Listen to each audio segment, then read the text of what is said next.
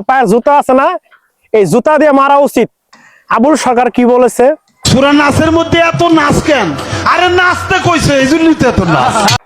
উনি বলেছে কুল আউযু বিরাব্বিন নাস, মালিকিন নাস, ইলাহিন নাস, মিন শারিল ওয়াসওয়াসি খান্নাস।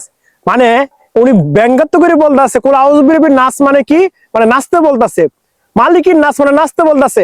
আসলে আবুল সরকারের ভক্ত যারা তোমাদেরকে বলতেছে, শুনো তোমরা এই দেখো পায়ের জুতা আছে না, এই জুতা দিয়ে মারা উচিত। তোমরা হুদে লাফাইতেছো, তোমরা কি কোরআন শরীফের খবর জানো?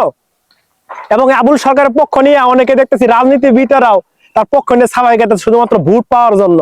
আরে যে আল্লাহ তোমাকে সৃষ্টি করেছে সে স্বয়ং আল্লাহর বিরুদ্ধে কথা বলেছে, তোমার কি বুক কাঁপে না তার পক্ষ নিয়ে তার সাথে তাল মিলিয়ে কথা বলতে? হ্যাঁ, এখন সবাই দিয়ে তার পক্ষে তাল মিলিয়ে কথা বলতেছে। এবং কি আমি মনে করি এই আবুল সরকারের মতন যারা আউল বাউল আছে, যারা আল্লাহর বিরুদ্ধে ইসলাম বিরুদ্ধে কথা বলবেন, সবাইকে এই বিষয়ে সচেতন থাকা উচিত। আর হুইদে খালি লাফাইতাছ আবুল সরকার মুক্তি চায়, মুক্তি চায়। হ্যাঁ, মুক্তি দেওয়া হবে তার এগুলো ভুল থেকে শুধরানোর জন্য।